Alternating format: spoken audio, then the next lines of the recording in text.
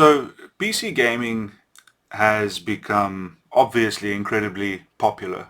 Um, and with that, the sort of peripheral case component industry has blown up entirely. And it's become this sort of thing where there are just so many choices that you can make now in terms of, you know, the quantity of options is insane out there now. And more sites like AliExpress have begun to pop up, and these sites offer something else, something unique to customers. Now, of course, these parts are coming from Asian countries at the end of the day, but they all are really, if you think about it, the marketing is just a little bit different. But there's a lot of savings to be had on a site like AliExpress. So I thought to myself, without any real budget in mind, I'm just going to take a look at, a good mid-range PC for 2024 going into 2025. I was just browsing the site and just seeing the sort of parts that I would probably purchase if I was buying a mid-range budget-ish PC.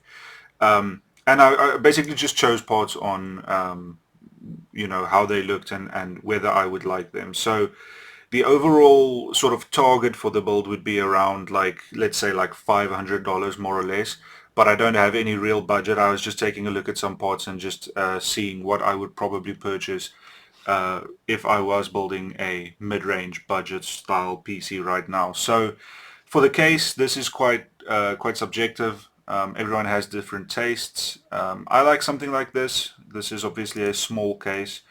But I like a boxy, simple kind of case, something that isn't too vibrant, something that isn't too loud.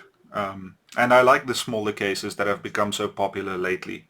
So this one is kind of cool because it has this perforation on this side. Now I do think this is probably not glass, it's probably perspex.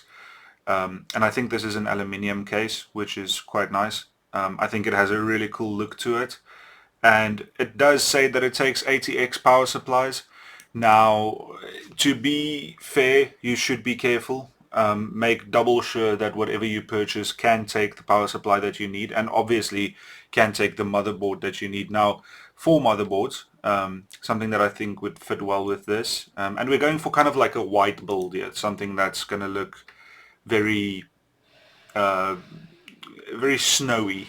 This isn't quite white. This is more like a gray, like a aluminium gray, but with the white components, white and black. I think it'll have a nice contrast and it will look quite nice. So this is a combo deal where you pay $120 and you get a mini ITX motherboard, and you also get a Ryzen 5 3500X. Now, when it comes to gaming, I think the 3500X is good enough.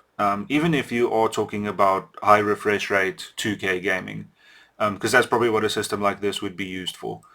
And the thing is, it's obviously a 6-core CPU, 12-thread CPU, but when you're just taking a look at the performance, there are many sort of like results out there that show that this CPU is on par with anything that you need for gaming, even going into 2025. Games don't really utilize 8 cores that much, and I think that 6-core CPUs are still the sweet spot. And for this price, what can you say? It's going to be a steal for this price. And personally, I think this motherboard looks really nice. So I would pair this then, because you don't get RAM with this. I would pair this with white sticks of RAM, sort of with like a little black outline for the PCB. And I think this would be quite nice. So this is a 16 gig DDR4 stick. Now obviously you want to go for dual channel, but this is just an example. I would get two 8 gig sticks instead of one 16 gig stick, or if you can, two 16 gig sticks, but that's also a little bit overkill for the sort of PC that this would be. And this is running at 3200 megahertz, so it's fine in terms of speed, and this is good RAM. I've used this many times. We would cool the CPU with something small, because this is obviously a small case, ITX case, and something like this would be fine. It's only about $11, so it's not much at all. And you know, it doesn't really matter what you take, just as long as it fits in your case. I mean, this is a good example of what it can fit in. I think this is a Corsair case, so it fits in very small cases. And then obviously the big one, the graphics card. Now this Soil brand, I've seen a lot, and I've seen people use it, and it actually seems decent. I think these companies either just like rebrand PCBs, or I don't think they manufacture their own ones really. They obviously manufacture shrouds, but I'm not sure where they get the actual cards from. But regardless, this will be a great card for 2K gaming. A little bit overkill for HD, but I mean it's usable for that. And even for some 60, because I had a card, I had a 2070 Super a while back, and it got about 60 FPS on 4K at high graphics. And at 2K it got over 100 consistently. So this is a fantastic card. I think this card is good enough for whatever games you want to play. I think that, you know, obviously the new cards are very attractive because it's the new thing, it's powerful, whatever. But these cards are very powerful. Now, obviously, the one caveat is the 8 gigs of VRAM. You want to go 12 if you can. So the 3060 is attractive in that way. But to me, this card is still fantastic, and it offers a really good value at around $200. So we would then power this, and this is the one thing where I would say I would probably not purchase a power supply from a site like AliExpress. Now, I don't know enough to actually say that, but for $50 you could get like a 600 watt from wherever you are. So if you're based in America, I would just go to a local micro center or whatever you have, and just grab a 600 watt power supply instead of something like this, because at the end of the day you don't know where these ports are coming from, you don't know what the quality is, and it's just not really, I wouldn't take the risk. You know, if you spend $500, you don't want to blow it up with a $50 power supply. So this is just an example, but apparently it outputs 850 watt. That seems like very high for the price, but this is a good example of what you probably can get. And it is white, so this would all look really cool in that case with this blue and white graphics card as well. It would look really cool. So in terms of pricing, we are looking at 50 plus 120, so that's 170. Let's do the graphics card and so that's around. The thing is, I'm not really looking at shipping. Obviously, you will have to look at shipping when you are actually getting this in. But for me, I mean, it's not really something that I can put in the video because we are all in different areas, so it doesn't make sense for me to do that. But you do have to budget for shipping as well, but I'm just not going to include it in the pricing. So we are at around 200 now, 250 more or less. I'm just doing like a quick count. I'm not going to count exactly now. We are at around 260, and I think it's just the graphics card. So this does come out to around $500, just under $500.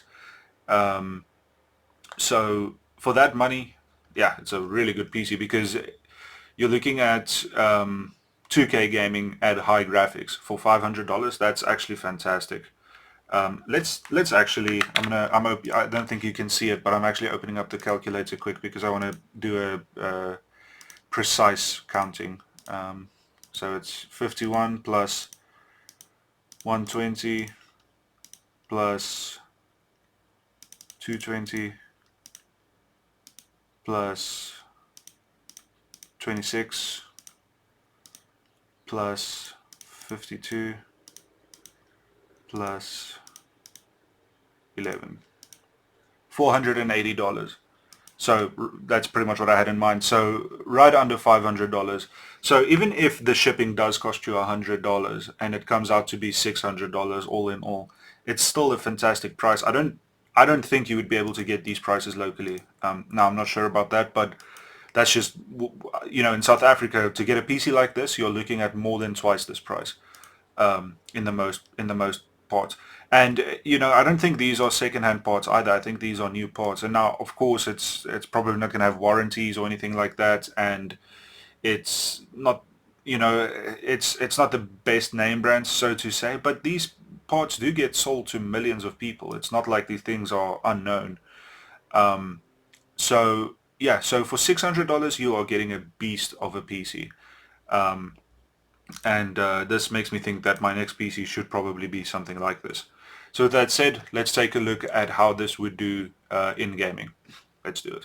So I couldn't get anything that is exactly the parts that I sort of showed on the video, but this is pretty close. So this is a 2070, but it is with a 5600X. So it's one step up in terms of CPU, but those two are very close in terms of performance. So it's going to be very similar. This is Red Dead Redemption 2, 1080p epic, so full settings. And this is getting 70 FPS average, which is obviously quite a good result.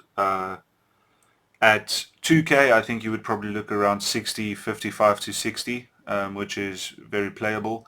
But 4K is probably going to be a stretch too far for this game with this card.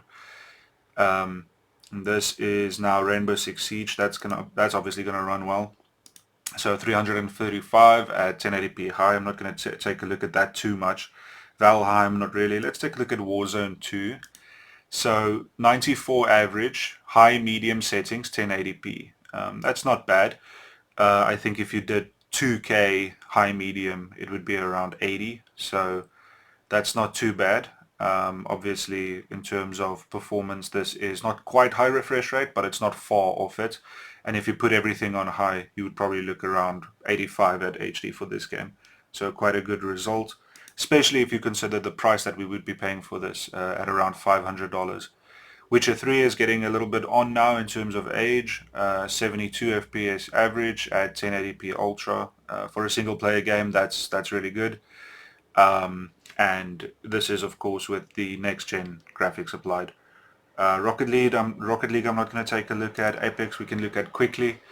So in Apex we are looking at 180 FPS at high settings HD, not too much to say there. Battlefield's going to be good, getting around 80 FPS at 1080p high. It's a little bit lower than I expected, but it's still a good result. CS2 is going to be pretty easy.